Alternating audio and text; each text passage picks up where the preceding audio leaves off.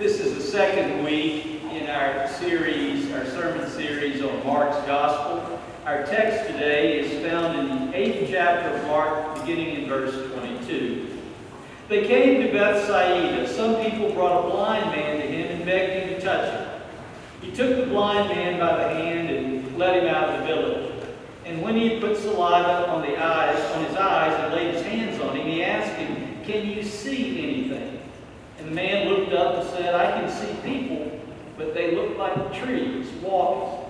Then Jesus laid his hands on his eyes again, and he looked intently, and his sight was restored, and he saw everything clearly. Then he sent him away to his home, saying, "Do not even go into the village." Jesus went on with his disciples to the villages of Caesarea Philippi. And on the way he asked his disciples, "Who do people say that I am?" And they answered him, "John the Baptist, and others Elijah, and still others, one of the prophets." And he asked them, "But who do you say that I am?" Peter answered him, "You are the Messiah." And he sternly ordered them not to tell anyone about him. Then he began to teach them that the Son of Man must undergo great suffering and be rejected by the elders, the chief priests, and the scribes, and be killed, and after 3 days rise again. He said all this openly, and Peter took him aside and began to rebuke him. But turning and looking at his disciples, he rebuked Peter and said, "Get behind me, Satan, for you're setting your mind not on divine things, but on human things." He called the crowd with his disciples and said to them, "If any want to become my followers, then let them deny themselves and take up their cross and follow me. For those who want to save their life will lose it. And those who lose their life for my sake and for the sake of the gospel will save it. For what will it profit them to gain the whole world and forfeit their life? Indeed, what can they give in return for their life?" This is the word of God for the people of God. Thanks be to God. Amen. The four Gospels, Matthew, Mark, Luke, and John, are our oldest extant volume of sermons. They tell essentially the same story about the life, teachings, crucifixion, and resurrection of Jesus. But each Gospel writer, Matthew and Mark and Luke and John, they tell it through their own personal lens. They each preach their own sermon, if you will, give their own witness to who Jesus was, what he said, and what he was about. Mark takes the material at hand about Jesus, his life, and his teachings, and he marshals it according to the cultural and literary conventions, the distinct socio-political and religious conditions of his own time. In fact, the Roman-Jewish War, the destruction of the Temple in Jerusalem in 70 A.D., all provide the backdrop for Mark's Gospel.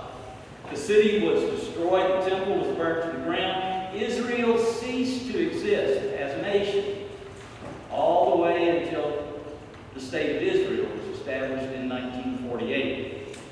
Mark gives his witness or sermon against the backdrop of that searing tragedy. And Mark spends the first 8 chapters of his gospel trying to answer one question: who is Jesus? Every chapter and every verse leads up to that climactic moment in our text from today when in Mark 8:29 we're told Jesus is the Messiah. Jesus is the Christ. But this still leaves us with an unanswered question. The question that if Jesus is the Christ, then what kind of Christ is he? What does this really mean for him, for you, for me? And that is the beauty of Mark's Gospel for me. In a creative and provocative way, Mark uses what he knows and what he's experienced to get to the very heart of Jesus and his purpose on this earth. I love the paradoxical way the Gospel writer does this. As it turns out, the people on the inside, his chosen disciples, see exactly what he's doing and they hear exactly what he's saying. But they do not clearly understand exactly who he is. And the people on the outside, those he encounters on the way, they do see clearly. They get it. The central section of Mark's Gospel, it begins in chapter 8, verse 22, and goes to chapter 10, verse 52. That central section of his Gospel traces Jesus' journey from Caesarea Philippi in the north to Bethany and Bethphage at the edge of Jerusalem. We get real insight into the person of Jesus and the nature of his disciples, those who follow him. And interestingly enough, this whole central section of Mark's Gospel is carefully framed by two healings. The healing of the blind man at Bethsaida in chapter 8, at the very beginning of the section. And then at the end, the healing of the blind man, Bartimaeus. The opening of eyes is what Jesus does at both the beginning and the end of this central section, even as he is clearly seeking to open the eyes of his disciples to the real meaning of his life and his mission. It's a powerful image. Those on the outside get it. They see and they follow Jesus on the way. But those on the inside, who should understand, don't really understand. And so Jesus is struggling to help them see. Kind of reminds me of us. The historical theologian Van Harvey said one time that when he thought of evangelism, he never pictured people going out from the church to try to bring people in. He said, I get a picture of people crawling in through these windows at 11 o'clock on Sunday morning, trying to convert the people in the pews.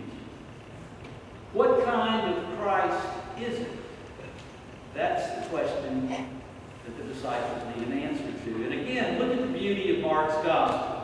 Right here, literally at the center of the Gospel, when Mark is transitioning from one question to another, when the disciples see but do not clearly see, we have this strange, often overlooked, probably intentionally skipped story of a man who could see, but he couldn't see clearly. Our text reads, he took the blind man by the hand and led him out of the village, and when he put saliva on his eyes and laid his hands on him, he said, can you see anything? And the man looked at him and said, well, I see people, but they look like trees walking.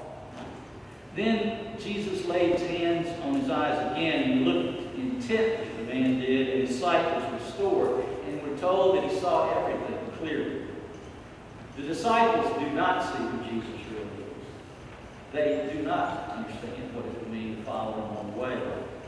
In verse 27 of our text, we read that after healing the blind man, Jesus went on with his disciples to the villages of Caesarea Philippi. And on the way, he asked his disciples, who do people say that I am?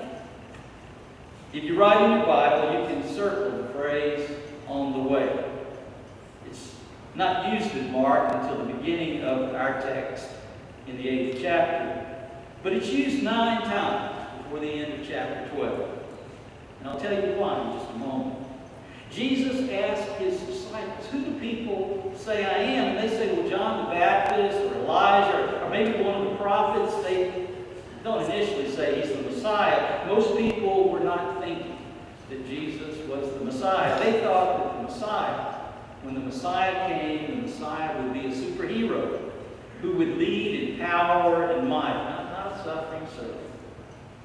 Jesus asked them who they say he is, and Peter seems to get it right. You are the Messiah. And Jesus says, well, don't tell them. And then he surprises his disciples by telling them that he is going to Jerusalem, that he will be rejected, that he will suffer, and that he will die. And Peter grabs him in protest and says, that can't be. And Jesus says, get behind me, Satan. Satan, get lost. You have no idea how God works.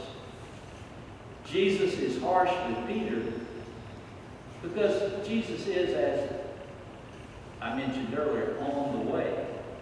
Every time on the way is used, it tells us about a Jesus who has his face set like stone toward Jerusalem. He is going to take his message of God's love and grace and forgiveness to the very heart, the very center of civil and religious power, even if it kills him. Jesus is headed to the cross. By now you might be thinking, well, this has been an interesting look at Mark's gospel. What in the world does that have to do with me? And that's a fair question. It's a fair question to ask anytime we get up here and preach. At the end of every sermon, you should be able to answer the obvious question, so what? The reality in this case is that this story, as it plays out, could have everything to do with you and me. In our gospel text, Jesus is heading toward the cross. As church people, we are often fascinated with Jesus. We like to read about Jesus. We like to study. We like to learn about the things he said and the things he did. But Jesus is telling his disciples here, he's telling us that this is not just the road he is going to walk. It's the road they must walk. It's the road we must walk. Jesus is a servant, and he wants us to be a servant too. Jesus is the window through which you and I see God. Now, this is a powerful and comforting story. All this stuff about Jesus' life and teachings. He was a blessing to people, regardless of who they were. He was caring and gentle, going around teaching and preaching and healing. But then the story shifted. Jesus was sentenced to die, and he was executed. And then the story becomes harsh. Some churches choose to minimize the cross. It is a symbol of failure and weakness. And those churches want to talk about knowing God in Christ as a way to help and peace and happiness. But look at what Jesus does. Right after he predicts his suffering for the first time, and his disciples clearly fail to understand, he starts talking about the cross. Not just his cross, but ours too. It says that if anyone wants to come after him, they will have to deny themselves, take up their cross, and follow him. He says the only way we're going to save our life is to lose it. Stanley Hauerwas says that it's hard for us to remember that Jesus did not come to make us safe. No, he came rather to make us disciples, citizens of God's new age, a kingdom of surprise. And I'm not going to stand up here today and tell you that you need to become a martyr, that you need to go out and literally get yourself killed to follow Jesus. But I will tell you today that this cross is a reminder. There's a lot of cruelty and violence and hatred in the world that affects people. Many times, people who have absolutely nothing to do with it themselves. People still get crucified. And this gets us to what my teacher Schubert Ogden called the point of Christology. In our churches and from these pulpits, we have said or implied that you can simply believe, you can give intellectual assent to Jesus. I believe in Jesus. You can enter through the small gate. You don't really have to walk the narrow path. We've simply said, repeat after me, I believe in Jesus. I believe he died for me. We've said that if you will somehow accept his death, then you don't really have to embrace his life. But Jesus never said much about us believing in him. In fact, in the parable of the Last Judgment in Matthew's Gospel, he says, I was hungry and you gave me food. I was thirsty and you gave me something to drink. I was a stranger and you welcomed me. I was naked and you clothed me. And the righteous said to it, the righteous said, when did we do that? And he said, when you did it for one of the least of these, my brethren. One of the least of these, my brothers and sisters, you did for me. We see Jesus. The question for us always is, do we see him clearly? Or do we just see trees walking? If you believe in God, that's sometimes when the trouble starts. Dietrich Bonhoeffer, one of my heroes in the faith, many of you know that story. Bonhoeffer was up-and-coming theologian in Germany, a brilliant theologian who, like so many others, had to get out of Germany at the time of Adolf Hitler. And he found his way to America. He was invited here. He was teaching. He had a prestigious teaching job at Union Theological Seminary in New York, Columbia University. And his friends there, the theologians there, Reinhold Niebuhr and others, they begged him to stay. They said, it's dangerous to go back. Don't go back to Germany. And Bonhoeffer said, if I don't go back, I won't have anything to say to my own people when this war is over. Well, he went back and he found a job inside the government. And he participated in a plot to kill Adolf Hitler. And he was arrested. And at the age of 39, he was hung at a prison right outside of Berlin, just a couple of weeks before the Allies liberated that area. I wish faith were a success story, but it's not.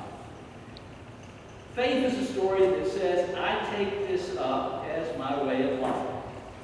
The most important thing about this cross that Jesus was going towards is that it tells you and me about God. You know, Fred Craddock has helped me here. God comes to us, God suffers with us, and that's powerful. When I was a little boy, I would sometimes fall down and skin my knee or my elbow. And I'd run to my mother and she would pick me up and say, in what has to be the oldest myth in the world, let me kiss it and make it well.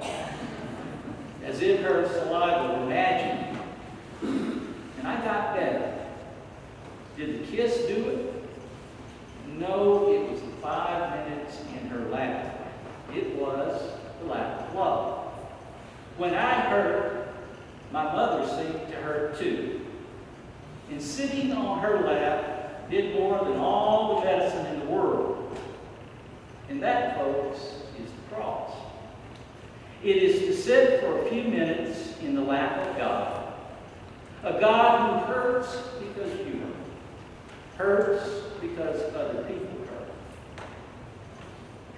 The Apostle Paul said toward the end of his life, he says, I have to preach Christ and Him crucified. Christ and Him crucified. So do I. So do I. Let's pray. Dear God, thank you for sending your Son. Thank you for His amazing love. Help us to see clearly.